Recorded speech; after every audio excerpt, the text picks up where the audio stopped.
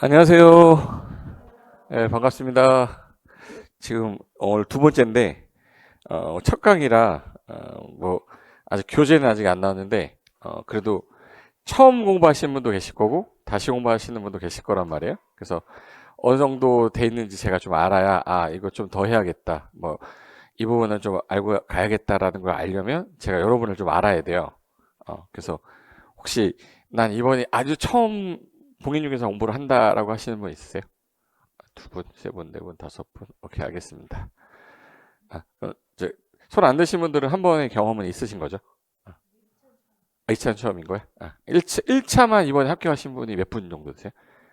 세 분. 그럼 2차만 하시면 되는 거네, 네 분은. 일단 저는 김포에서 우리 원래 김포 메가랜드죠? 메가랜드인데 강남 쪽에 강의하는데 강남 교수진에 여기로 다 와 있어요. 예. 강남에 학원이 없어지면서 노량진 학원 없어지면서 강남 교수진이 일로 다 왔기 때문에 강남을 안 가도 돼. 안 좋아요? 기분 좋으라고 한 건데. 예. 거기서 저는 이제 공법 2차 과목에 공법 강의하고 있고요. 이름은 고상철인데 1차만 하신 분 입장에서는 나중에 보면 2차 공부 같이 할 걸 이런 후회되는 경우도 있을 거야. 2차에서 공법 시간에 그냥 읽으면 아는 건데 학개론에서 두 문제가 나왔더라고요. 예. 근데 2차 공부를 안 하면 그 두 문제 손도 못 대는 문제도 있고 해서 동차를 하는 게 더 유리했던 이유가 이게 학개론에 있는 문제가 민법 중개사법에서 쓰는 문제들도 정책론 같은 경우에 나와요. 그래서 동차를 하는 게 더 좋다라는 거. 그래서 지금 처음 공부하시는 분은 11월 달이니까 동차 준비하는 게 훨씬 낫다. 기억하시면 되고, 그리고 2차 과목이라서 제가 이따가 문제는 한번 보여드릴 건데 아예 2차를 처음 하는데 게다가 부동산 공법이 뭔지도 잘 몰라요. 이름이 부동산 공법인데 제가 지금 앞에다가 여기 이렇게 해서 공법만 써놨는데 앞에 단어가 여기 부동산이라는 단어가 생략된 거거든요.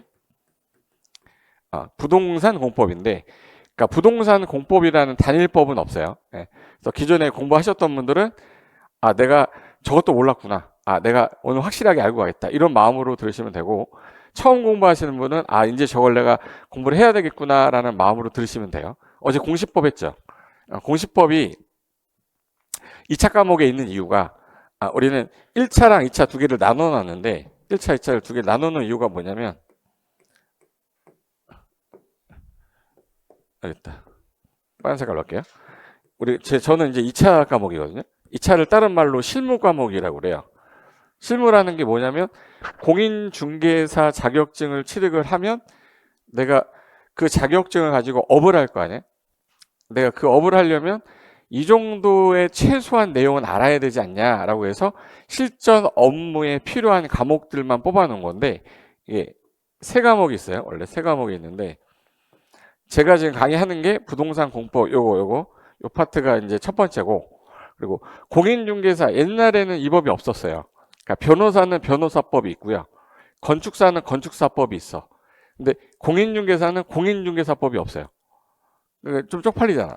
남들 다 자격증에 관련된 법이 있는데, 그래서 중개사 법령이 생긴 지가 10년이 안 됐어요. 예전에 제가 처음 강의할 때 제가 지금 27년 차거든요. 강의한 지. 근데 제가 처음 강의할 때는 공인중개사법이 없고 중개에 관한 법률 이렇게 표현돼 있었거든요. 근데 중개사법이 생겼고 그 다음에 중개사들이 중개업을 하면서 지켜야 될 것들, 그거에 대한 규제하는 게 중개사법이라는 게 있어. 그 다음에 세 번째가 공시와 세법이라고 돼 있어요. 뭐 줄여서 공시세법인데 일단 과목은 세 개인데 이 세 번째 과목이 내용이 공시법하고 세법이 너무 달라가지고 선생님이 한 분씩 따로 있어요. 그래서 저는 이제 부동산 공법 강사고 그 다음에 중개사법 선생님은 이제 좀 이따 올 거고 나중에 다음 주에 이번 주에, 그리고 공시세법은 선생님이 한 분 해서 총 4분이 있거든요. 그래서 1차는 민법 개론이니까 제가 설명을 안 할게요. 근데 2차 같은 경우는 과목은 세 과목인데 여기 선생님이 과목이 내용이 특성이 달라서 40문제 나오는데 공시세법은 합쳐서 40문제예요. 세법은 16문제, 공시법이 24문제 이렇게 돼 있을 거예요. 그러면 얘네들을 합쳐서 40문제잖아요. 근데 한 과목인데 선생님이 다르다. 근데 얘네들 왜 공부하는 건데 이게 실무하려면 우리가 뭐를 중개하는 사람이냐 이거부터 가야 되잖아. 지금 뭐 쓰거나 할 거 없어요. 그냥 앉아가지고 뭐 공부하는 척 안 하셔도 됩니다. 뭐 쓰는 척 하지 마세요. 예. 어차피 못 알아들어. 처음에는 그냥 이렇게 돌아가는구나 하면 아셔도 돼. 저는 이제 중개사 자격증을 강의하면서 학생들하고 같이 따가지고 중개업도 저는 하고 있거든요. 지금도 하고 있고. 근데 공인중개사 자격증을 따면 제일 먼저 해야 될 일이 뭐냐면 우리가 뭐를 중개를 할 거 아니야. 뭐를 중개하는 겁니까? 그러면 뭘 중개하는 거지? 부동산 중개하는 거야.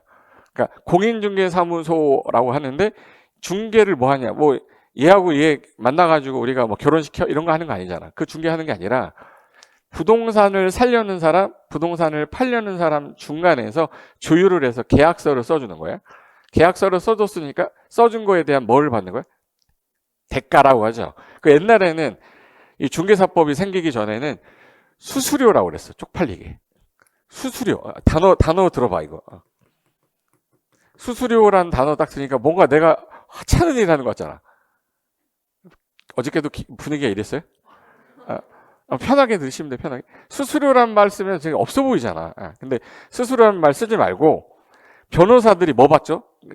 변호하고 나서 변호에서 승소했어. 승소하고 나면 뭐 받아? 수임료 받죠. 성공 뭐라고 그러죠? 보수라고 그래. 근데 우리는 수수료란 말 쓰니까 이게 좀 쪽팔리잖아요. 그래서 중개사법 개정하면서 야, 수수료란 말 쓰지 마. 수준이 너무 떨어져 보인다. 그래서 중개 보수 받는 거야. 그러니까 중개 보수를 받는데 이따 설명드릴 건데 10억짜리 아파트 중개를 하면 얼마를 버는 건데 그럼 10억짜리 아파트 중개하면서 내가 뭘 알아야 되는데 그거 내가 이따 설명드릴게요. 그래서 2차 과목에 쟤네들 배우는 거를 알고 시작해야 앞 글자 따가지고 처음부터 외우는 거 의미 하나도 없고 좀 이해를 한 상태에서 내가 저 업무를 하기 위해서 이걸 알아야 되는구나. 그렇게 기억하시면 돼. 그래서 중개 보수라는 걸 받을 건데 매수인하고 매도인한테 양쪽의 거래를 했을 때 양쪽 다 받아요. 내가 매수인만 데리고 와서 저쪽에 중개사가 매도인을 데리고 있어서 같이 공동으로 중개하면 공동 중개 쓰니까 이 사람은 매도인 중개 보수 받으면 되고 저는 매수인을 데려왔으니까 매수인의 중개 보수 받으면 되죠. 그럼 10억에 대해서 만약에 0.5%다. 0.5%면 얼마죠? 10억에 0.5%? 500. 너무 어려운 거 했어, 내가. 10억에서 500만 원 받는 거야. 근데 양쪽 받으면은 어떻게 돼요? 1000만 원. 계약서 한 번 쓰고 1000만 원 받는 직업이야. 어마어마한 직업인데 사람들이 공인중개사 그러면 왠지 느낌이 뭐라고 그러죠? 아직까지도 인식이 그래 지금은 정말 좋아졌는데 제가 처음 강의할 때가 1999년이거든요. 99년에 처음 강의할 때 제 친구들이 제가 근데 그때 대학생일 때였거든요. 대학교 다니면서 이제 아르바이트를 시작했던 건데 그 떡방 강의하냐 막 이런 식으로 막 비하했었어요. 떡방이라는 말 들어봤어요? 떡방 단어도 이제 열받게 떡방이래. 원래 복덕방이거든. 복을 가져오는 방이야. 왜 집 사줬잖아. 복덕방이라고 해서 좋은 말이 있는데 비하하는 말을 썼어요. 왜냐하면 부동산에 대한 인식이 되게 안 좋았어. 정당하게 일을 해가지고 야 일을 해서 돈을 벌어야지. 그 투기해가지고 돈 벌면 되냐? 뭐 이런 투기라는 거랑 항상 연관 검색어가 같이 나와. 그냥 이게 안 되겠다 해서 이미지가 너무 안 좋아서 그나마 지금은 좋아졌잖아요. 이 시험이 어려워지면서 그래서 사람들이 야 중개사 아무나 못 따 이렇게 됐거든요. 제가 처음 강의할 때 99년도에는요 6개월에서 3개월만 공부해도 땄었어요. 그래서 학생들이 대부분 몇 월 달에 나왔냐? 3, 4월 달에 나왔거든요. 근데 지금 시험이 어려워져서 11월 달에 나와도 힘들어.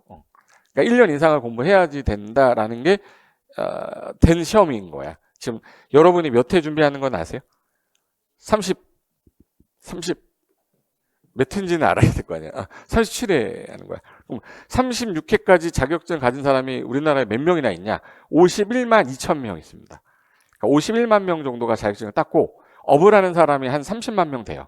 10만 명의 개업 공인중개사가 있고 그 업을 이제 보조원이라는 사람 빼고 소속 공인중개사라고 해서 자격증은 취득을 했는데 개업은 하지 않은 상태에서 중개사무소에 취업을 하신 분들을 소속 공인중개사라고 그래요. 그런 사람들까지 합하면 법인에 있는 사람까지 합하면 30만 명 정도가 일을 하고 있다고 보시면 돼.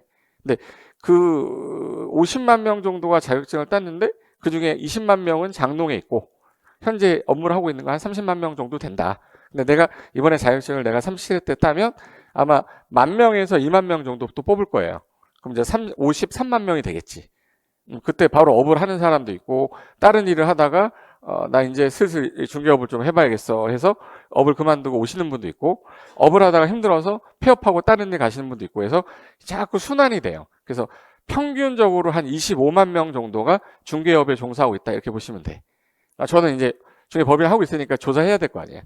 그래서 항상 조사하고, 올해 이번 달에 폐업하는 중개사무소 몇 개, 창업하는 중개사무소 몇 개, 이런 거 다 확인한단 말이에요. 보통 한 20만에서 25만 정도가 일을 하고 있다라고 보시면 돼. 근데 그 자격증을 따가지고 하는데, 내가 중개업을 하려면 2차 과목이 통과가 돼야 되는데, 그럼 2차 과목에서 부동산 공법이 뭐냐? 저는 얘만 할 거거든요. 근데 지금 뭐라고 써있어요? 기초라고 써있잖아. 근데 부동산 공법은 기초 심화가 없어요. 그냥 항상 심화야. 그냥 다 심화야. 그냥 공법은 다 심한데, 이름을 또 기초라고 붙이면 왠지 또 할만할 것 같아서 제가 기초 붙였어요.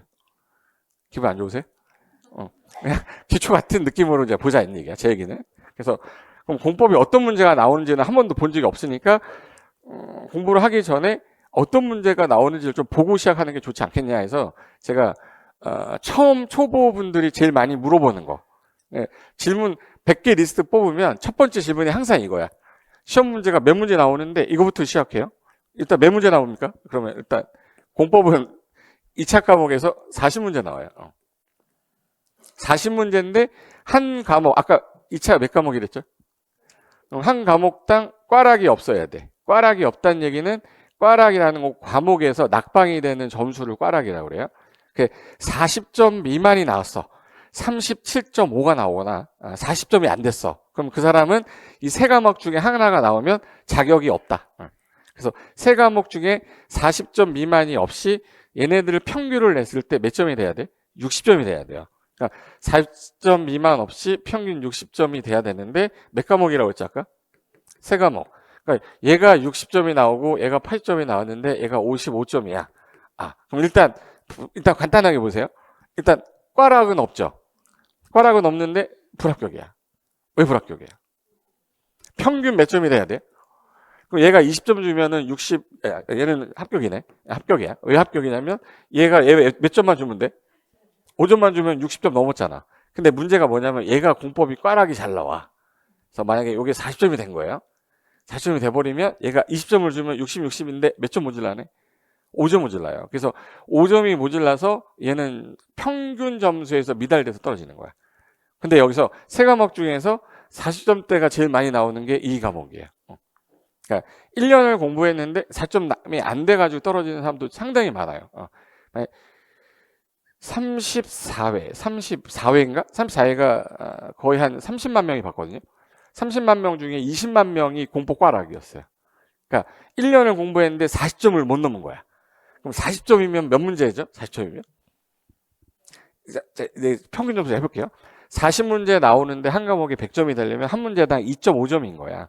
2.5점인데 2.5점에다가 16개죠. 16개 곱하면 40점이잖아. 그럼 이제 40점이 되려면 몇 개는 맞춰야 되는 거예요? 너무 어렵죠? 40문제 중에서 일단 몇 개를 맞춰야 돼? 16개를 맞춰야 돼. 그럼 몇 개를 틀려도 된다는 뜻이에요? 그렇지. 이게 제일 중요한 거야. 24개를 틀려도 합격하는 지장이 없다는 거야. 40문제를 풀었는데 X 계속 나왔는데 23개 틀린 거야. 대박인 거야. 대박. 웃자고 했는데 웃지도 않네. 24개를 틀려도 뭐라고 안 하는 과목이라고요. 그러니까 너무 스트레스 받지 않아도 된다는 뜻이에요. 근데 대부분이 20만 명이 40점도 못 맞았다는 거 너무한 거 아니냐. 너무한 건데 출제위원들은 틀리게 할 게 얘밖에 없으니까 틀리게 많이 했던 거지. 그래서 일단은 24개를 틀려도 뭐라고 하지 않는 과목이다라고 생각하시면 되고, 그리고 유형 자체가 오지선다예요. 제가 처음 강의할 땐 사지선다였거든요. 근데 그게 2002년인가부터 바뀌었어요. 오지선다로 바뀌어서 옛날에는 4개 중에 하나 맞춰야 되니까 확률이 25%죠. 근데 지금은 5개 중에 하나 맞추면 돼. 확률이 몇 프로야? 20%. 어려워졌다는 거지. 4개 중에 하나 찍는 것보다 5개 중에 하나 찍는 게 더 어렵잖아. 지금 이해가 안 되는 거 아니야 또? 10개 지문이 나왔어. 그중에 하나 맞추라고 하면 10%밖에 안 되잖아요. 근데 시험은 어려워지고 있는 상태인데 사지선다에서 오지선다로 바뀌어서 객관식인데, 우리나라 국가고시 중에 유일하게 2차가 객관식으로 되는 건 공인중개사밖에 없습니다. 나머지 과목 다 주관식 있어요. 그러니까 대한민국에서 발행하는 자격증은 2차가 다 주관식이에요. 근데 유일하게 공인중개사만 객관식으로 돼 있는 이유가 뭐가요? 이유가 있을 거 아니야. 응시자가 너무 많아.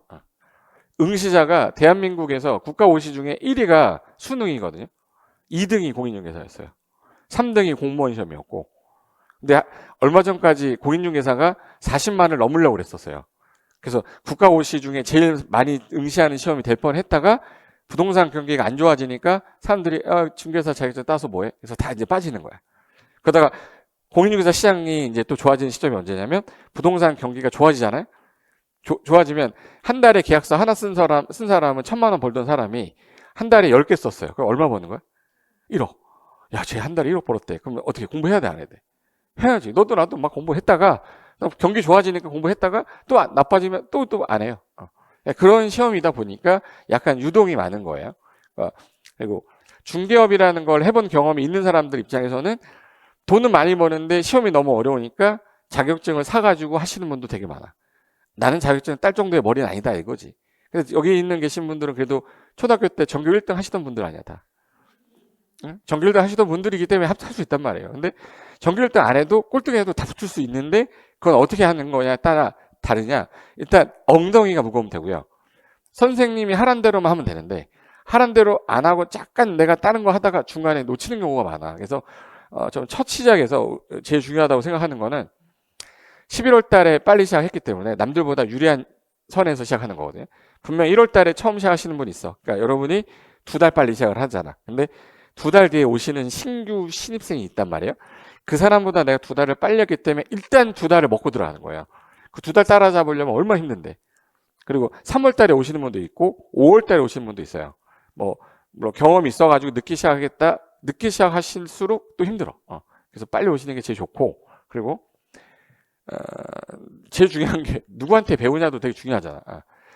선생님한테 배우면 합격할 수 있을까요? 이런 거 되게 많이 물어봐요. 그래서 나름대로 이제 경력이 이제 27년 차 들어가다 보니까 아직까지 제가 이 시장에서 먹고 살면서 뭐 남들이 일타라고 자꾸 하는데 진짜 부끄러워 죽겠어. 웃자고 해서 무서워요 그냥. 남들 일타라고 하니까 일타고 오지 뭐 내가 일타라고 아무리 얘기해봤자 누가 일타겠어요. 근데 일타에서 배운다는 거 해도 그 일타가 나랑 맞아야 돼요. 자기랑 맞아야 되고 저 사람의 말투나 저 사람의 행동 거지가 마음에 안 드는 사람은 안 맞는 거야.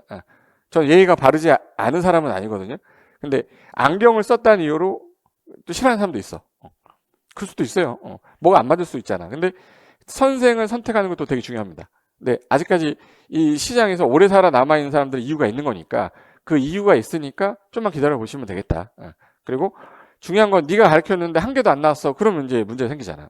그래서 너가 어떤 식으로 문제를 적중했는지 알고 싶다. 그러면 시험에 나온 걸 좀 알아야 되는데 일단 제가 아까 부동산 공법할 때 요거 부동산하고 공법이 합성어예요. 부동산 공법이라는 법은 없어요. 우리나라 규제하는 것 중에서 국가가 나한테 국민한테 규제하는 법이 있어. 하나 예를 들어볼게요. 지나가다가 사람하고 지나가다 어깨가 부딪혔어요. 붙였는데 애가 나한테 사과를 안 했어. 그럼 내가 가만히 있어야 돼? 너 몇 살이니? 이렇게 해야 돼? 몇 살이니 해야죠. 한번 붙어야지 이거. 나한테 어깨를 치고 갔는데 가만히 있으면 내가 뭐 바보야? 죄송하다는 말 해야 되는 거 아니에요? 그러면 이제 제가 또 뭐라 그래? 나이도 좀 어린 게 너 몇 살이니? 또 이럴 거 아니야. 그래서 분쟁이 생긴단 말이에요. 그랬더니 얘가 얼굴 한 대 탁 쳤어. 쳤는데 이빨이 부러졌네? 그럼 이빨 부러진 거에 대해서 사람의 신체에 상해를 가해서 뭔가를 하게 되면 이 사람이 잘못한 거니까 이 사람한테 피해 준 거에 대해서 법적으로 규제를 해야 될 거 아니야. 사람 때리지 말라고. 그럼 국가가 규제해야 될 거 아니에요? 그럼 대한민국에서 인신상 신체의 가격을 해서 피해를 입히면 우리나라는 국가가 보상해 주라고 법률적으로 규제를 하고 있어요. 뭘로 규제하고 있어요? 법에서. 그럼 누구를 위해서 하는 거야? 개인을 위해 하는 거야? 국가 공익을 위해서 하는 거야?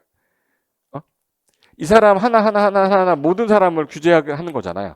공익을 규제하는 법에 대해서 공법이라고 그래요. 근데 얘랑 둘이 어떤 관계에 있어서 문제가 생긴 것도 규제해야 될 거 아니에요? 그래서 얘랑 둘이 단순하게 이루어진 문제들은 얘네들이 사사로운 관계, 개인과 개인 간의 관계니까 이건 사법에서 규제를 하겠다 해서 얘는 사법이라는 게 있고 국가가 우리를 규제하는 법이 공법이에요. 그럼 예를 들어서 도로교통법은 공법일까 사법일까? 도로교통법. 예를 들어서 파란불일 때 지나가야 돼요? 빨간불일 때 지나가다가 사고 나서 죽어버려야 돼? 어? 파란불일 때 건너가야 되죠. 빨간불일 때 건너가지 말라고 법에 써놨단 말이야. 만약에 빨간불일 때 지나가다가 사고 나면 내가 잘못한 게 아니잖아. 운전자가 잘못한 게 아니죠. 그건 국가가 규제하는 거잖아. 그럼 도로교통법은 공법인 거예요. 무슨 말인지 알겠죠? 근데 얘하고 거래했는데 중간에 내가 지금 땅이 있는데 돈이 필요해서 그러는데 10억 정도 가거든. 내가 너한테는 8억에 줄게. 그래서 얘가 8억에 준다고 그래가지고 8억을 입금하고 소유권 달라고 했더니 소유권 이전 안 해주는 거야, 이 자식이. 돈은 받고. 그럼 이 둘 간에 문제가 생긴 거죠. 그럼 이 계약에 관련된 이 계약법은 무슨 법이 되는 거야? 사법이에요. 사법에서 규제하는 거야. 그러니까 결론은 뭐냐면 저는 이 사람하고 둘이 문제가 생긴 거를 규제하는 법을 가르친 사람이 아니라고. 저는 국가가 국민한테 규제하는 공법을 가르치는 선생인데 앞에 무슨 단어가 붙었어요? 부동산. 그럼 부동산이 뭔지부터 가야 되잖아요. 그럼 부동산의 정의가 있을 거 아니에요. 그러니까 정의가 어디 써 있냐면 법률에 써 있어. 민법에 가면 민법의 99조 1항에 토지 및 그 정착물을 말한다 이렇게 써 있거든. 부동산이란 토지 및 그 정착물을 말한다. 그러면 토지하고 뭐를 말하는 거예요? 토지하고 정착물이잖아. 토지 위에 정착되어 있는 제일 대표적인 게 뭐죠? 건물이잖아, 건물. 건물도 있고, 우리 나무 있죠, 나무. 나무를 뭐라고 그러죠? 수목. 이것도 있어. 많잖아요. 네. 그래서 그 많은 거 중에서 일반적으로 토지하고 일반적으로 제일 많은 게 뭐다 보니까 건물이에요. 그래서 토지하고 건물을 일반적 부동산이라 하는데, 그럼 이거를 만약에 가지고 얘네들이 문제가 생긴 거야.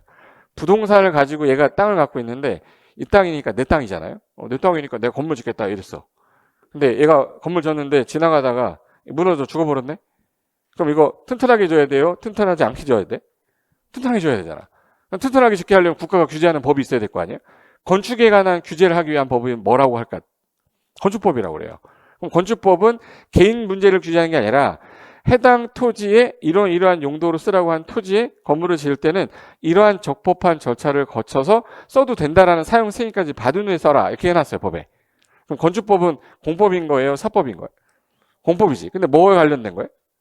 그 부동산 관련된 공법이 우리나라에 350개 정도 있어요.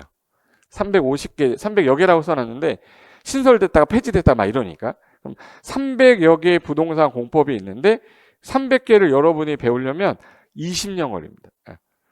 20년 동안 공부 못하니까 그러면 가장 중요한 법만 좀 줄이자 해서 6개 법을 뺀 거야. 몇 개 법을? 6개 법. 토지 관련된 거를 일반적으로 4개, 건축물 관련된 거를 2개. 그래서 총 몇 개 법이에요? 6개 법을 통칭해서 부를 때 부동산 공법이라고 해요. 제가 감정평가사 강의도 하는데 거기는 부동산 관계법규라고 그래요. 공법이라고 안 하고. 같은 과목이에요. 근데 주택관리사에서는 주택관리관계법규라고 하고. 그러니까 관련 법률. 그러니까 부동산을 가지고 규제하는 법들이 있는데 시험이 어떤 특성이냐에 따라 약간 배우는 과목이 약간 다른데 부동산 공법은 우리 대한민국의 부동산 가지고 하는 모든 자격증에 무조건 들어가 있어요. 이거 안 들어가면 규제를 아무것도 모르는 상태에서 일을 해야 되니까. 그래서 그중에 공인중개사니까 공인중개사가 알아야 될 부동산, 토지하고 건물을 가지고 어떤 행위를 할 때 국가가 규제하는 법들을 모아놓은 게 부동산 공법이다. 6개 법이다 보니까 양이 좀 많겠죠. 제가 아까 2차 과목이 총 몇 과목이랬죠? 3개. 그 다음에 1번이 부동산 공법이면 2번이 뭐였죠? 중개사법. 걔는 법 하나야. 법 한 개만 배운다고. 그리고 공시세법, 공시법하고 세법 하나죠. 그러니까 얘네 3개 더해도 3개 법이지만 부동산 공법은 몇 개? 6개니까 얘네들 2번 볼 때 얘 한 번밖에 못 보는 거예요. 그러니까 나머지 3과목을 2번을 볼 때 공법은 한 번밖에 못 봐요. 양이 많으니까. 그러니까 점수가 상대적으로 나올 수가 없지. 그러니까 내용이 어렵다기보다는 뭐 어려울 수도 있어. 근데 일단 양이 많으니까 공법이 약간 내가 복습을 할 시간이나 여유가 없기 때문에 뭔지 모르겠는데 들어는 봤는데 정확하게 모르겠어가 일반적인 게 부동산 공법인 거예요. 그러니까 일단 양이 많아서 어렵구나라고 보시면 되고. 그래서 현재 우리 시험에는 이 300여 개 중에서 몇 개만 배운다고요? 6개. 그래서 부동산 관련돼서 공법을 우린 줄여서 부동산을 규제하는 법들을 배우겠다. 근데 얘네 시험 문제가 어떻게 나오냐? 그러면 일단 단어를 딱 보는 순간, 저게 뭐야? 막 이렇게 나와요. 보여줄게요. 나름대로 제가, 저희 책이 여러 개거든요. 책이, 일단 11월 달부터 내년 10월 시험 보기 전까지 나오는 정규 교재가 있어요. 일단 관련된 법률 기본서가 나오고, 그 다음에 요약집이 나오고, 그 다음에 이제 기출문제집이 나와요. 그 다음에 예상문제집이 나와요.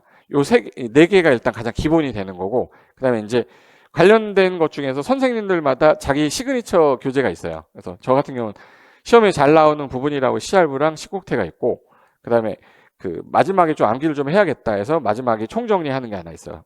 그 다음에 시험 보기 전날 한 2시간 정도 하는 게 지익남이라고 지문 읽어주는 남자에서 총 9개 정도의 자료가 나가요. 근데 이걸 9개 자료에서 이번에 시험 문제 몇 개 맞췄어 그러면 일단 8개 정도는 틀리라고 냈기 때문에 걔 빼고 한 32개는 다 있어요. 나왔어. 다 가르쳤고 한 번도 안 가르친 건 없어. 틀리라고 하는 문제가 8개가 나오면 얘는 진짜 구석에 있는 거 맞춰서 시험에 내서 틀려라 하는 문제, 킬러 문제라고 그러죠. 공법은 킬러 문제가 한 10개에서 8개, 공시세법이 2개, 중개사법이 1개인가 2개. 그러니까 얘는 그냥 과목 자체에서 8개는 못 맞춰. 그러니까 20점은 그냥 끝나는 거야. 80점이 만점이라고 보시면 돼. 그런 시험인데 그 중에서 이 9개 가지고 다 얘기하면 그러니까 시험 전날 2시간 정도 우리가 시험이 내일이면 그날 오후에 2시부터 4시까지 그동안 우리 공부했던 것 중에서 내일은 꼭 이거는 보고 가셔야 됩니다라고 해서 하는 게 요게 지익남이라는 자료가 있어요. 요게 이제 13페이지거든요. 그러니까 그동안 했던 책들이 이만큼이면 그 많은 걸 줄여가지고 13페이지로 줄인 거야. 그래서 여기 시험 보기 전날 오후 2시에 여러분 만납시다 해서 미리 보세요라고 했던 거거든요. 근데 여기서 13문제가 나왔거든요. 똑같이 나왔어. 근데 보여주려고. 너가 어떤 놈인지 궁금할 수도 있잖아. 안 궁금해요? 그래서 요거 다른 거 앞에 거 하면 너무 많으니까 그냥 딱 13페이지짜리에서 뭐가 똑같이 나왔냐 한번 보여드릴게요. 이게 이제 제가 운영하는 밴드인데 자료 다운 이거 받으시라고 10월 24일 날이 시험이니까 전날 25일 날 시험이니까 2시부터 요거 백선 지문 읽기 특강 자료니까 2번 이상 읽고 오시고 시험 보기 전날 저랑 한 바퀴 딱 정리하고 갑시다 라고 했던 건데 6페이지 프린트 해갖고 오시라고 한 거예요. 그래서 나 강의했는데 그중에 이게 라이브 강의 하고 있는 거거든요. 지금 하고 있는 건데 요거가 19번 있죠. 19번에 보시면 아직 공부를 하나도 안 했지만 했던 분들 있겠지만 개발진흥지구라는 단어가 나왔어. 일단 처음 듣는 단어잖아. 그죠? 그리고 도시지역, 외지역에서 계획관리지역은 건폐율이 40%인데 산업유통개발진흥지구 같은 경우 지정되면 공장 짓는 거거든요. 공장 더지라고 규제를 완화해줘. 건폐율이 뭐냐면 내가 갖고 있는 땅이 100평이면 대한민국에서는 내 마음대로 건물을 못 져요. 그 땅이 계획관리면 건폐율이 40% 이하 이렇게 써 있어. 그러면 100평 중에 최대로 건물을 세워서 그러니까 세울 건자에 덮을 패자예요. 그래서 건물을 세워서 덮을 수 있는 비율이 40%라는 얘기는 100평 중에 몇 평 짓는다는 얘기예요? 40평. 근데 산업유통개발진흥지구를 지정하면 공장을 전문적으로 많이 지라고 국가가 여기는 별도로 완화해 주는 지역이에요. 몇 프로 지라는 걸? 원래는 계획관리는 40%인데 산업유통개발진흥지구 지정되면 60%니까 요거는 시험에 그 감정평가사에서 나왔기 때문에 올해도 나올 수 있습니다라고 했던 건데 이게 몇 번으로 나왔냐면 50번 문제라고 돼 있죠. 공법은 41번부터 80번까지예요. 1번부터 40번까지가 중개사법 같은 시간에 보거든요. 그 다음에 41번부터 80번까지인데 50번에 국토개입 법령상 용도지역 안에 건폐율의 범위를 틀린 거 찾아라 라고 했죠. 그럼 여기 보세요. 계획관리지역인데 산업유통개발진흥지구 지정됐어. 얘 원래 몇 프로인데 40%인데 산업유통개발진흥지구 지정되면 더 완화해준댔죠. 몇 프로로? 60%로. 근데 40이라고 돼 있잖아. 틀렸네. 답 4번이죠? 그래서 이 4번이 정답인 거야. 별로 기분이 안 좋죠. 이게 무슨 말인지를 모르겠잖아. 일단 뭔지 몰라도 19번이니까 전날 한번 봤으면 찍기라도 했을 거 아니야. 그러니까 답이 요 60% 갖고 낸 건데 얘도 잘 나오거든요. 근데 얘를 시험에 냈던 거야. 그러니까 출제하는 사람은 뭘 낼지 모르니까 우리는 공부를 하고 가야 되는 거야. 예상을 해야 되니까. 이게 51번이었고 그 다음에 요 10번 있죠. 공동구라는 게 있는데, 공동구가 뭐냐면, 이제 그냥 들어만 두세요. 앞으로 계속 얘기할 거니까. 그 신도시 가시면, 신도시 한번 해볼까? 네, 이렇게 해서 김포 뭐라고 하죠?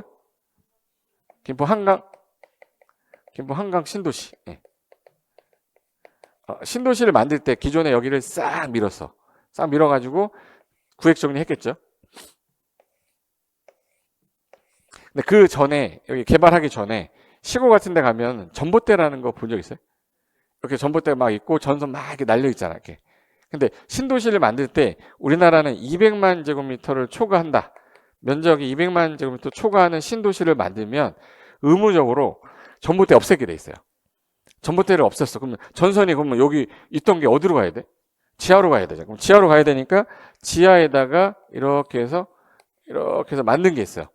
이 기존에 있던 이 전봇대에 있던 거를 없애버리고 여기다가 관을 하나 연결해, 이렇게. 그래서 지하에 공동으로 묻은 콘크리트 관, 콘크리트 구라고 그래요. 이걸 공동구라고 그래요. 여기에다가 전기선, 가스선, 통신선, 난방 이런 거 다 여기다 넣어. 그래가지고 나중에 혹시 신도시 가시면 아파트 단지에 이렇게 해서 단지에 쓰레기 버리러 신도시 사시는 분 있어요? 혹시라도? 한 명도 없지. 신도시 나중에 한번 가보세요. 가시면 여기 하면 쓰레기 버리는 통 이렇게 생긴 게 있어. 본 적 있어요? 이게 동그랗게 생겼어요. 그래가지고 쓰레기 봉투 껍데기 붙이면 얘가 문이 띡 열려요. 띡 열리면 이제 쓰레기 여기 분리수거 여기서 넣잖아. 여기다가 이렇게 통 넣으면 얘가 관이 연결돼 있어요. 이걸 쓰레기 수송관이라고 그래요. 여기서 전동기를 휙 하잖아. 그럼 진공으로 푹 빨아들여요. 그래서 옛날에 분리수거할 때 그 아파트 단지 가면 분리수거하는 거 따로 있고 쓰레기 넣는 탕이 있어. 그게 이제 지하에 이 공동구를 통해서 가는 거예요. 쓰레기장으로. 본 적 있어요? 그래서 이걸 법에서 의무적으로 공동구를 넣어놓은 거야. 여기 전기선, 가스선 여기 다 있을 거 아니에요? 그래서 이걸 법에서 의무적으로 설치하는데 기존에 여기 지역을 제일 먼저 할 때 도로부터 깔아야 돼요? 예, 공동구부터 넣어야 돼?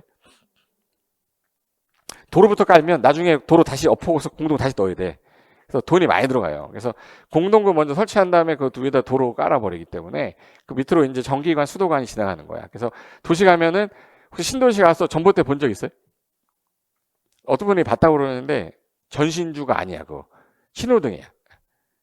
이렇게 되는 거 신호등밖에 없고요. 없어요. 가로수 있고 그 다 밑으로 뭐 지나가요? 공동구 지나가거든. 그럼 공동구를 넣어놨는데 위험한 게 있어요. 전기관, 수도관, 가스관, 하수도관 막 이런 게 있는데 얘가 폭발의 위험이 있는 게 뭐예요? 가스관이에요. 가스관. 이 가스관 같은 경우는 폭발의 우려가 있기 때문에 이거 설치하게 되면 무조건 의무적으로 넣어야 되거든요. 넣어야 되는데 안 넣으면 안 돼. 법에서 의무적으로 다 넣어라 라고 했는데 가스관은 폭발의 우려가 있는데 왜 폭발을 하냐면 습기가 많을 때 그래요. 습기가 많은 게 하수도관이야. 하수도관 같은 경우는 습기가 많기 때문에 나중에 그 뭐지? 픽픽 하는 거, 스파크 치면서 이게 폭발하는 경우가 많아서 얘네 둘 같은 경우는 별도로 심의를 해서 넣을 건지 말 건지 뺄 건지를 따로 결정해야 돼요. 원래는 의무적으로 공동구를 설치하면 넣어야 돼, 넣을 수 있는 거예요. 넣어야 되는데 이 가스관하고 하수도관은 위험해서 경미해서 먹어쳐야 된다. 지금 여기서 이거를 커라고 그래. 따라 막 커. 한번 해줘봐요. 한번 해줘. 커. 안 할 거야? 평생 재수 없어라. 씨. 가가 뭐야? 가스관. 하가 뭐야? 하수도관인데 이게 그거야. 200만 제곱미터를 초과하는 신도시의 경우에는 공동구를 의무적으로 설치해야 된다. 그런데 가스관하고 하수도관은 먹어쳐서 심의 거쳐서 수용할 수도 있고 안 할 수도 있대요. 근데 시험 문제에 뭐가 나왔냐면 45번으로 나왔어요. 국토개 법령상 공동구가 설치된 경우 공동구에 수용하기 위해서 공동구 협의회에 뭐 거쳐야 돼? 심의 거쳐야 되는 시설이 뭐냐? 그러면 이거 뭐 찾으라는 거? 찾으라는 얘기잖아. 가가 뭐야? 가스관하고 하수도관. 그럼 기어가 니은하고 디귿이죠. 다 몇 번이? 2번. 이거 시험에 나왔던 거야. 저는 안전만 있었어도 풀었겠다. 제 말은 뭐냐면 나올 가능성이 있는 것들은 한 번은 마지막에 정리해야 되는데 혼자 정리하는 게 어렵단 말이에요. 그동안 저랑 1년 동안 했으니까 이제 빨리빨리 해도 알아들을 거 아니에요. 수업 시간에 제가 가를 한 1000번 했을 거야. 1000번 했는데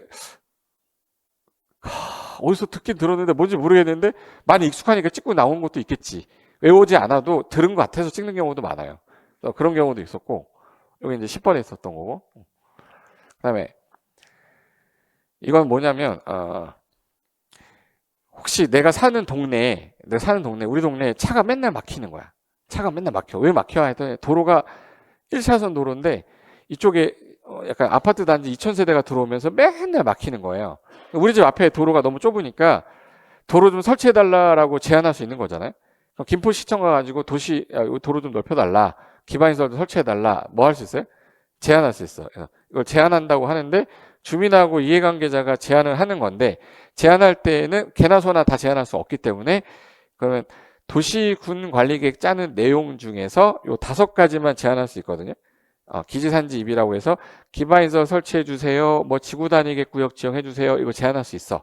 근데 제안할 때 기반시설은 돈이 되게 많이 들어가는 거고 입체 복합구역도 기반시설이라서 돈이 많이 들어가는 거라 얘네들은 그 해당 토지 면적의 5분의 4 동의 얻어와야 돼. 얼마 동의 얻으라고요? 5분의 4. 5분의 4 동의 얻어야 되는데 5분의 4 동의를 얻어야 되는데 요 나머지 지구 단위 계획 산업 입지 요거 나머지는 3분의 2 동의 얻어라 해서 여기 3분의 2 5분의 4 뭐 써 있죠? 기반시설하고 입체 복합 구역은 얼마 동의 얻으라고? 5분의 4. 나머지는 3분의 2 동의 얻어야 된다라고 했잖아요. 예, 그럼 보세요. 주민갑은 이게 42번으로 나온 거예요. 자, 주민갑이 다른 건 모르겠는데 여기 기반시설 설치라고 돼 있죠. 요거를 지구 단위 계획 구역 지정 해달라. 요거랑 요거 2개 제안하는 거야. 그럼 기반시설 아까 돈이 많이 들어가니까 얼마? 얼마 동의 얻어오라고요? 5분의 4. 나머지는 3분의 2. 동의 얻으라는 거죠. 각각 도시공간의 입안을 제한하려고 할 때 요 갑은 얼마 동의 얻어야 되고 을은 얼마 동의 얻어야 됩니까? 찾으라는 거예요.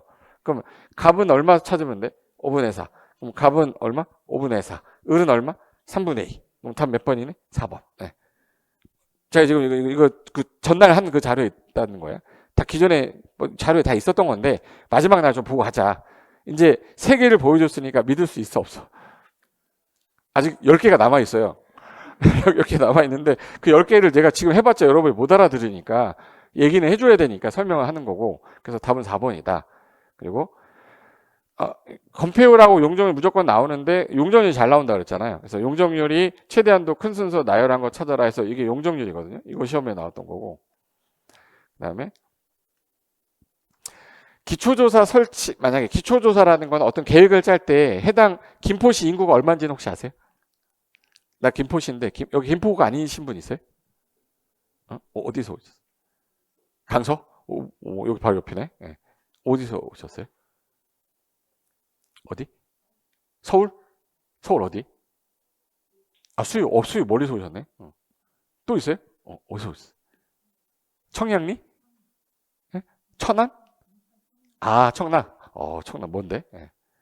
또 있으세요? 김포 아니신 분? 어디서 오셨어요? 건대 입구? 검단? 나 건대 입구라고 들었어. 검단이면 그래도 좀 가깝다. 인천이니까. 또 김포 아니신 분 있어요? 어디서? 인천? 인천 쪽에서 많이 오셨구나. 강서하고 인천. 이 김포 근처니까. 일산에서 오신 분 없어요? 건너편에 도로. 네. 없어? 네. 일단 내가 지금 현재 김포시에 살아. 김포시에 사는데 김포시에서 인구가 얼마냐 물어봤는데 내가 김포시 거주자인데 김포시 인구도 모른다. 이건 좀 창피할 수도 있잖아. 뭐 중요한 건 아니지만 대한민국에 살면서 대한민국 인구가 몇만 명인지는 알아야 될 거 아니에요? 대한민국 인구가 얼마인지 아세요? 5천만 명. 일본이 1억 2천 정도 되고 우리나라보다 걔네가 인구가 많잖아요. 그러니까 잘 살지 뭐. 인구 많은 나라 잘 사는 거 아니에요? 네. 물론 선진국에서 인구가 많을 때 잘 사는 거고 개발도상국에서는 못 사는 거니까. 일단 여기 내가 김포시 사는데 인구, 경제, 사회, 문화를 알아야 이 도시를 어떻게 만들어 갈 건지 계획을 짤 거 아니에요. 그래서 제일 먼저 하는 게 기초조사라는 거 해요. 기초조사라는 거 하는데 기초조사 왜 하냐면 개발하려고 하는 거거든. 근데 해당 지역을 봤는데 기초조사를 해야 돼. 근데 봐봐. 여기 개발이 엄청 많이 돼 있어. 저 좀 말려주실래요? 그래, 그만. 개발 엄청 많이 돼 있지. 예. 근데 여기 우리가 땅이 있는데 요 1번 땅하고 2번 땅의 차이점이 뭐냐 했을 때 1번하고 2번 차이점이 뭐예요? 1번은 땅에 뭐가 없어? 건물이 없어. 2번 땅은 건물이 있네. 차이점이 뭐예요? 건물이 있냐 없냐야. 건물이 있는 땅이고 얘는 없는 땅이죠. 그럼 얘 같은 경우는 옷을 입고 있고 얘는 옷을 벗고 있네. 벗었다 해서 나대지라고 해요. 건축물을 지을 수 있는데 현재 건축물을 지어놓지 않은 땅을 나대지라고 그래. 내가 나대진 거야. 얘는 건물이 있는 부지네. 그럼 뭐라고 하면 되겠네? 건부지야. 근데 잘 들어야 돼. 해당 지역을 봤더니 이렇게 돼 있어요. 지금 봤더니 나대지가 이만큼 있어. 그럼 여기 환경 다 파괴돼 있어요. 환경이 아주 아름답게 돼 있어. 파괴돼 있단 말이야. 그럼 기초조사할 때 환경성 검토, 토지적성 평가 할 필요가 없잖아. 그럼 나대지가 몇 프로도 안 되면 안 할 거냐? 그래서 나대지는 2% 정도 미달되면 안 해도 된다. 그럼 건부지가 98% 이상이라는 뜻이에요. 저런 데까지 가서 환경성 검토하고 앉아있을 필요 없다는 얘기야. 그럼 기초조사 해야 돼요? 생략해도 돼? 그럼 실시하지 아니할 수 있는 경우에 해당하는 거를 4개를 써놨고 아닌 거를 하나 써놨어요. 자, 아까 나대지 따라 나대지 몇 프로? 2% 미달하면 이거는 안 해도 되거든요. 근데 여기 보세요. 나대지 면적이 몇 퍼센트래? 그 2% 미달이에요? 미달 안 됐어. 안 됐어. 그럼 얘 기초조사 해야 돼, 안 해야 돼? 해야 돼. 그럼 실시하지 아니할 수 있는 경우가 있는데 해야 되는 걸 찾으라는 얘기죠. 해야 되는 거 2번이네. 그러니까 수업 시간에 나대지 말았어도 쟤 찍는 거잖아. 그래서 내가 따라 하라고 하는 이유가 막 하고 따라 하라고 하는 이유가 들은 것 같으니까 찍어야 되는데 수업 시간에 물어보면 그냥 이런 사람이 있어요. 약간 협조적이지 못한 사람들을 약간 좀 네거티브 성격이 좀 강하신 분들 있죠. 뭐 물어보면 뭐 이렇게 하는 분 있고 따라하세요 그러면 이렇게 하는 분 있어요. 평생 그러고 사는 거예요. 수업 시간에 그냥 몇 번만 해도 그냥 맞출 수 있는 거를 굳이 그냥 난 자존심이 내가 나이가 몇 살인데 내가 뭐 하던 사람 이거 중요하지 않거든요. 배우는 사람은요 모르는 거 배우는 거니까 하나씩 다 받아들여야겠다는 생각으로 받아들이셔야 되는데 그렇지 못해 처음에는. 근데 적응이 되면 한 달 지나고 나면 아마 하고 있을 거예요. 나대지 막 이러고 있을 건데 지금 오늘은 못 하고 있을 거야. 나대지 몇 프로라고요? 여기 지구 단위의 구역이 안에 나대지 면적 2% 미달하는 경우에 생략하지 않을 수 있다. 그래서 제가 요 1번하고 요 4번 중에서 시험에 주로 나오니까 별 표현하잖아 지금. 혹시 모르니까 저녁에 읽고 가라고. 근데 2번이 나온 거예요. 2번이 답이 2번이다. 여기 상업지역과 염접한 지역 유치한다. 여기 나왔죠? 근데 1, 2, 3, 4 잘 나온다 했잖아. 내가 확인시켜줄게. 네. 저기 거짓말하고 있다고 생각할 수도 있어서 확인시켜줄게. 유튜브 어떻게 돼? 아직 남아있나 모르겠다 이거. 메가랜드.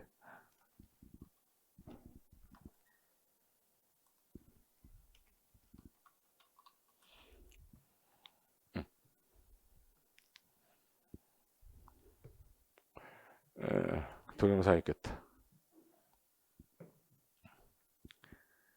옛날 36개 적중해가지고 이거 마지막에 했던 거야. 나 확인시켜주고 하는 거야. 여기 보이세요? 이 새끼? 저예요. 나대지.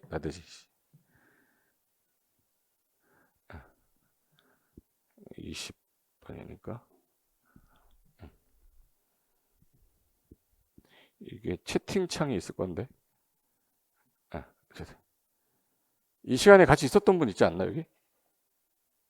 안 들어왔었어요? 들어온 적 없었어? 공부했던 분? 네. 내가 나대지 하니까 따라서 나대지 막 했던 거 있었는데 어쨌든 여기 가서 보시면 있어. 증거 자료로 내가 지우지 말라고 했거든요. 나중에 또 뭐 뻥 쳤다는 또 이상한 소리 해요. 그 음해하는 에서 박땡땡하고 무슨 애땡땡에서 음해하는 애들이 있어요. 그래서 음해하지 못하게 하려면 증거가 있어야 될 거 아니야. 나름대로 저도 열심히 한 거죠. 그래서 요거였고 이거는 뭐냐면 동의 요건은 무조건 나오는데 조합은 100% 나오니까 최소한 동의 요건 못 외우면 안 됩니다. 그래서 조합 관련된 동의 요건인데 여기 보시면 도시개발구역의 몇 인 이상이 7인 면적 얼마? 3분의 2 총수 2분의 1 동의 얻어야 되고 그리고 만약에 등기하면 며칠 안에 등기하러 되냐면 30일 안에 등기하세요. 그래서 이 숫자 안에 들어간 거 맞춘 거 찾으세요. 이 문제였거든요. 그리고 도시개발 채권하고 토지산 채권 둘 중에 하나가 나올 것 같은데 도시개발 채권은 요게 58번으로 나온 거예요. 도시개발 채권. 그다음에 이거 정비법 기본계획에서 나왔던 건데 정비기본계획은 지문으로 많이 나오거든. 정비기본계획은 관할 특광 특특시장이 10년 단위로 짠다인데 여기 봐요. 국장이 기본계획 5년마다 짠다가 아니라 몇 년 누가 짠다고? 특광, 특특, 시장이 짜지. 국장은 안 나와요. 정비법에 국장은 안 나온다고 나오자마자 지워버리라고 그랬는데 정비법에서 국장은 안 나오시거든. 국토교통부장 안 나오는데 나왔으니까 무조건 답 1번이지. 틀린 거 찾아라 했으니까. 이거 안 읽어도 돼요. 그러니까 정비법에서 국장 나오면 답이야 그냥. 답이었었고 거고. 그다음에 리모델링 조합 설립 동의어권이 두 개예요. 조합 설립할 때 동의어권하고 걔네가 리모델링 하기 위한 허가 동의어권인데 이 동그라미 해놓은 거 보이세요? 나올 가능성은 예미다라고 했는데 얘가 나온 거예요. 박스 안에 들어갈 숫자 이게 75하고 75, 50 있죠. 75하고 55, 75, 4번이 답이었어요. 동의어권. 분양가 상한제 전매 금지 기간이 얘는 10년인데 거주 의무 기간은 5년인데 거주 의무 기간이 10년 요거를 헷갈리게 하려고 냈던 것 같고. 그리고 주택 상환사채가 채권이 네 개가 나오는데 그중에 두 개 되게 잘 나오는데 올해도 주택 상환사채는 가능성이 있었던 건데 주택 상환사채 나왔던 건데 한번 따라해요. 주택 3. 여기 3자예요. 3자. 3자 관련된 건데 5자 나오면 틀린 거야. 무조건 틀린 거예요. 삼한, 상년, 상법, 상년, 상백이라고 하거든요. 근데 여기 옳은 거 찾으라 했으니까 일단 지우고 나서 상환 들어가면 기명이니까 틀렸고 뭐 이렇게 해서 푸는 문제예요. 밑에 여기 법이 없으면 상법, 상년, 300, 자본금만 5억이니까 자본금 제외하고 5자 보이면 틀린 거다. 대부분 숫자 매수로 찍는다. 뭐 그 문제였어요.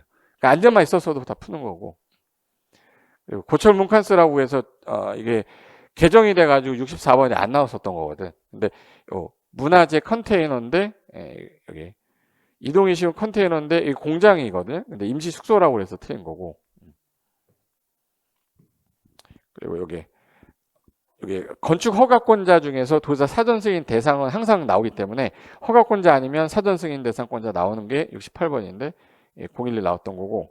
그럼 내가 한번 보여줄게요. 지금 제가 우리 시험이 사지선다에서 몇 개로 바뀌었어요? 오지선다로 바뀌면서 1번부터 5번까지 정답이 40문제가 나올 거 아니에요? 40문제가 41번부터 80번까지. 그럼 1번의 정답이 여지껏 30회부터 36회 이번에 시험 본 것까지 다 8개 아니면 9개 아니면 7개죠. 맞죠? 2번의 정답이 몇 개야? 8개 아니면 9개. 얘 봐봐. 얘는 8개 아니면 9개인데 7개 나왔고. 8개 아니면 9개고 8개 아니면 7개 아니면 그럼 7, 8, 9 중에 하나네? 맞죠? 그래서 내가 혹시 모르니까 36개 문제도 풀 때 이거는 아시고 가라 그랬어요. 1번에 내가 정답 체크한 게 한 개밖에 없어. 뭔가 잘못된 거야. 1번에 정답이 하나면 최소한 7개는 나와야 되는데 그럼 내가 찍었던 거 중에 번호를 1번으로 바꿔야 될 거 아니에요. 제가 무슨 말인지 아세요?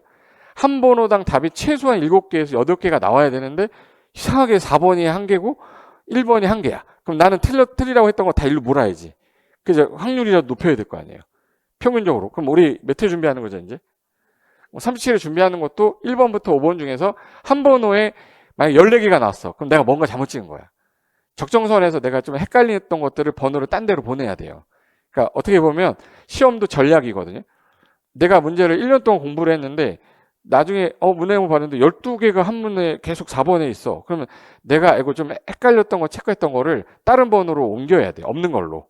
그래야 확률이 더 높아지는 거기 때문에 우리는 16개만 맞히면 되는 거지만 그래도 20개를 넘어야 안전하잖아요.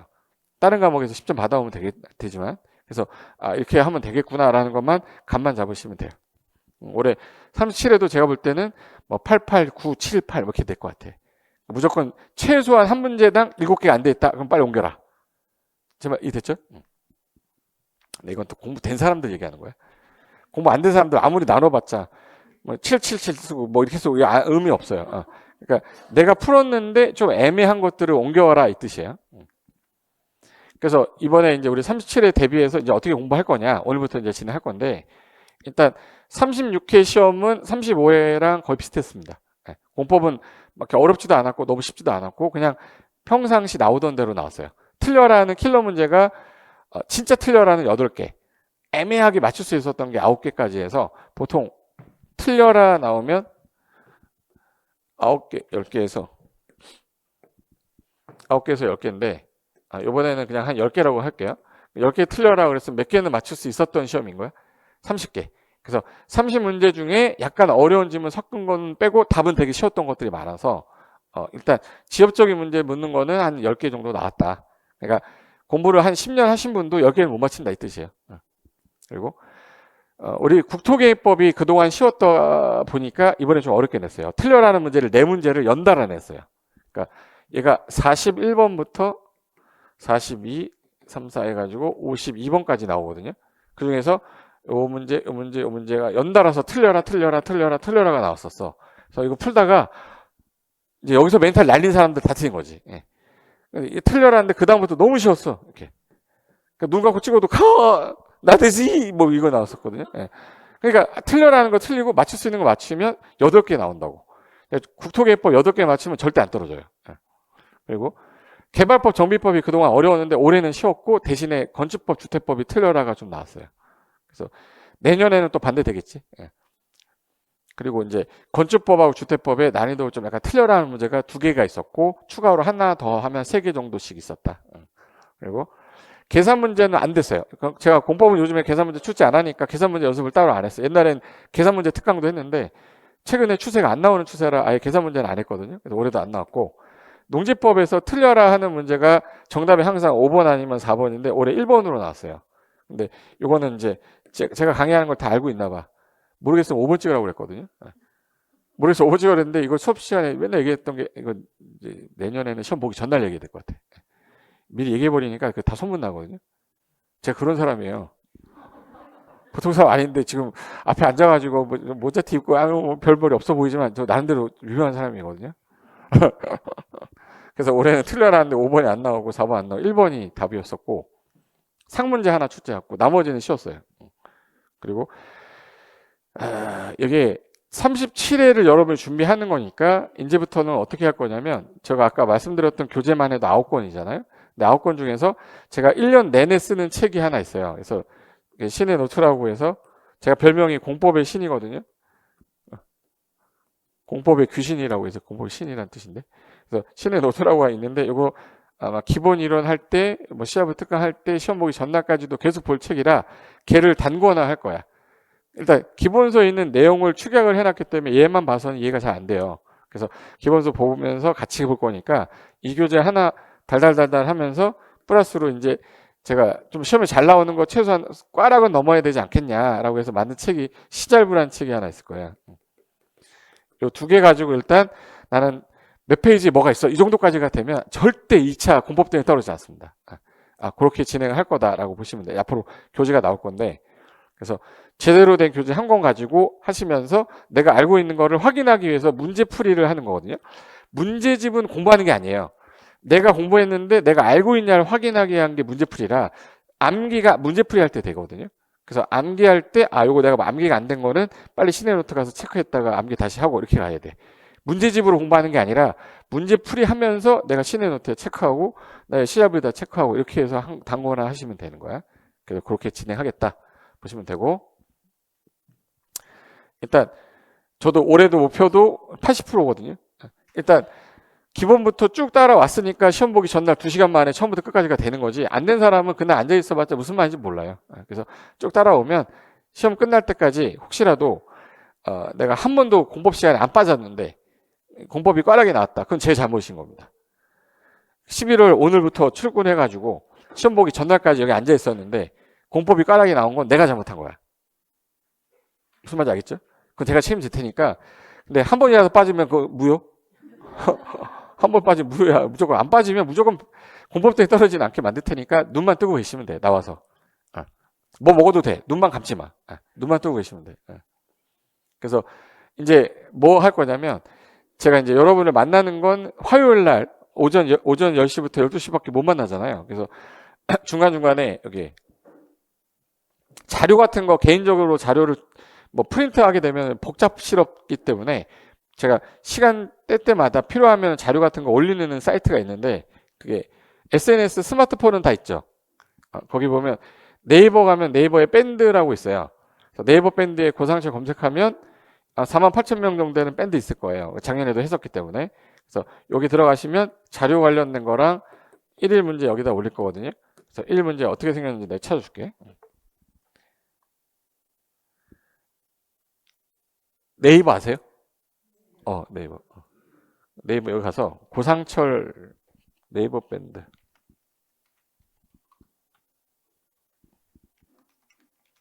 고상철 치면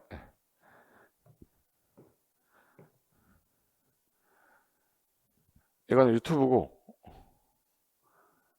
네이버 밴드 있다. 네, 네이버 밴드. 요 방이거든요.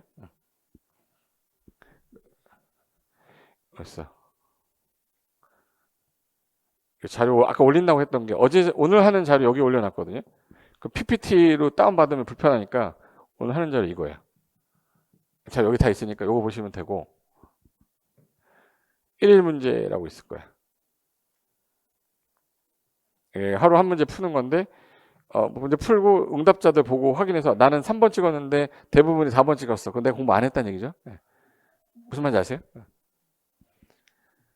91%가 4번을 찍었는데 난 3번을 찍었어. 오기가 장난 아닌 사람이야.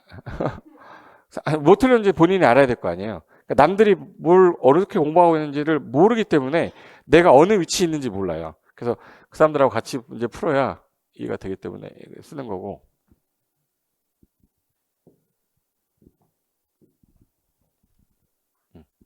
그래서 여기 네이버 밴드 이렇게 들어오시면 되고요. 그다음에 카카오 오픈톡방은 뭐냐면 이제 공부하다 보면은 외롭기 때문에 지방 분들도 되게 많아요. 그래서 거기 고공쓰라고 여기 고가 뭘까? 어떻게 알았어? 대단한데. 공이 뭐야? 공법. 쓰레기? 스타디라고 해서 고등학교에 공법 스타디라고 있어요. 그래서 재작년에 처음 만들어서 1기가 끝났고 작년에 2기 끝났고 이제 올해는 3기거든요. 그래서 지금 작년에 1000명 정도 있었는데 합격자 예비 합격자가 한 300명이 나갔어요. 그래서 한 600명 정도 있거든요. 이 방이 비번 들어와야 되거든요. 그래서 카카오 오픈톡방 들어가서 고상철 검색하면 이거 37회 방 나올 거야. 비번이 2026인데 이게 다른 타사랑 막 다른 데서 와가지고 광고를 막 때리고 가기 때문에 비밀번호 걸어놓은 거예요. 그래서 한번 들어오면 나가면 못 들어오게 돼 있어. 그래서 한번 들어오면 내가 잘못해서 나갔다. 그럼 끝난 거야. 예. 그래서 비밀번호가 2026이라 다음 주쯤에 바뀔 거예요. 바뀔 거니까 오늘 들어오시면 되고 인스타는 그냥 고상철 KO372가 KO 고상철이라는 뜻이거든요. 예. 그래서 여기 검색하시면 되고 밴드랑 여기 통해서 문제를 내면 보통 1월 달부터는 1일 문제 나왔고 그 전까지는 제가 숙제 낼 거예요. 그래서 숙제만 하시면 되고 그래서 한 500문제 정도는 여기서도 풀고 기출문제집도 풀고 하면 거의 1000문제 푸는 거니까 그래서 좀 암기가 됐는데 며칠 지나면 까먹어요. 휘발성이 강하기 때문에 그래서 연습하셔야 됩니다. 그래서 이렇게 진행할 거니까 요거 네이버 밴드랑 톡방으로 들어오시면 되고 난 싫으면 안 하셔도 돼. 상관없어. 나는 데리고 갈 사람만 데리고 가는 거지 안 할 사람은 굳이 데려갈 필요는 없으니까 그럼 본인이 알아서 하시면 됩니다. 그래서 여기 네이버에서 아까 들어가는 거는 카페랑 여기 아까 어딨어 네이버 밴드로 들어오시면 되는데 이게 어제 예비 합격자인데 그 이분 쓴 게 글씨가 좀 안 나와서 제가 다시 복사해 놨거든요. 보세요. 선생님 덕분에 예비 합격자 아직 합격자 발표가 안 나서 기본 강의 들어도 처음 세 바퀴까지 뭐가 뭔지 모르는 기분이었는데 자 봐요. 기본 강의를 수업을 들었는데 지금 얼마야? 세 바퀴 돌았는데 뭐가 뭔지 모르는 기분이었대잖아. 그러니까 12월, 11월, 1월, 2월, 3월이 됐는데도 모르겠다. 그런 과목이에요. 근데 나중에 이제 요약집 들어가고 이런 총정리하고 나니까 이게 그거구나라는 게 이때 익숙해진대요. 그러니까 결론은 처음부터 바로 받아들이는 과목이 아니에요. 6과목 중에서 한 6개월은 아마 제가 제일 싫을걸요. 저 새끼는 뭔 말이었는지 하나도 모르겠대 맨날. 그럼 맨날 뒤에서 욕만 해요. 욕만 하다가 나중에 갑자기 좋아지기 시작해요. 갑자기 선생님 잘생겨 보이지 않고 재수 없어요? 그렇게 만들 거야 내가. 그래서 나중에 이제 따르다 보니까 이게 이런 과목이었던 게 특성이 이제 느껴지는 거지 본인도. 그리고 책에도 보고 나서 3번 반복하니까 이제 문제 푸는데 도움이 됐다. 그리고 뭐 비슷한 내용인데 계속 반복하다 보니까 지겨울 만한데도 강의하는 거에 열정과 재미가 느껴져. 이렇게 글을 쓰는 사람들이 다 합격하는 거예요. 이렇게 뒤에서 욕하는 사람들 합격하는 거 본 적이 없어요. 감사 인사드리면서 간의 평안을 기원드립니다. 어저께 써놨더라고요. 그저께인가? 몇일 며칠이야? 11월 9일이네. 예. 이거 올렸던 거고, 시험 끝나고 나서 이제 댓글 썼던 분들입니다. 어쨌든 자기 합격해서 고마웠다라고 쓰는 거고, 이분이 아쉬운 게 합격했어요. 백선 총정리 너무 도움돼서 문제 당하지 잘 풀었습니다. 이게 2시간 전에 했던 거, 2시간짜리 했던 거 전날. 고공수 카톡 초기 멤버였는데 톡방에 사람들이 글 너무 많이 써서 부담이 돼서 나왔대요. 혹시 다시 들어갈 수 있을까요? 못 들어가요. 그래서 자랑하고 싶어, 점수 자랑하고 싶어 들어가고 싶다는 거야. 그래서 17.5가 나왔는데 백선에서 기억해라 했던 거 역전의 기회가 생겨서 붙었다. 근데 뭐 RS 궁금하고 어찌할지 막연합니다. 막연할 수밖에 없지. 나갔으니까. 그래서 내가 뭐라고 할 수가 없어요. 톡방 비밀번호 바꾼 이유가 땡 뭐뭐사에서 들어와가지고 뭐라고 쓰고 이제 광고하고 나가요. 그래서 그 비방하는 글 막 쓰고 나가고 한 사람들이 있단 말이야. 그래서 그런 사람들 걸러내려고 자꾸 바꾸는 거라서. 그리고 이거는 이제 이런 분들이 있어요. 시험 전날 지문 읽어주실 때까지만 내일까지 기억하면 된다고 했는데 7점이 나왔다니까 나름대로 열심히 한 거죠.